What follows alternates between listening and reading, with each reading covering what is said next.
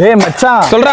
குளூர்ல என்னடா கை காலெல்லாம் இப்படி நடங்குது. எல்லாம் டே சாப்பிட்டு வந்து வெயில் வந்ததுக்கு அப்புறம் கொத்திக்கலாம் டேய். சரி போலாம் வாடா வாடா. களிடா டே களி தொட்டுக்கிறதுக்கா தொட்டுக்கிறது புளி பஜ்ஜி. அப்பா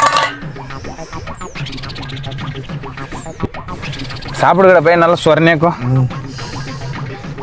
சின்னதான் பூசைடி யார் போறதுக்காக தின்னுக்கடா.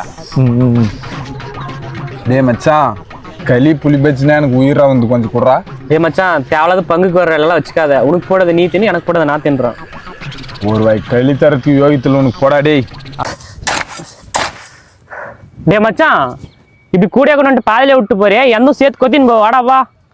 ஏடா களி ஒரு வாய் கேட்டு கொடுக்க மாட்டேன்ட்டியே. உன் வேலையை செய்யணும்னு எனக்கு என்ன தலையெழுத்தடா. இதே மாதிரி தான் வாழ்க்கையிலேயோ எவனும் கடைசி வரையும் நம்ம கூடலாம் வரமாட்டாடா. நாம் நம்பி செஞ்சாதான் உண்டு. மடமடான்னு போட்டுன்னு வா. சாயங்காலமா தக்காளி செடி குச்சி போடுறதுக்கு போனோம். வராட்டுன்னா வா, இல்லை தின்னு களி கக்கிட்டு ஓடியே போயிரு.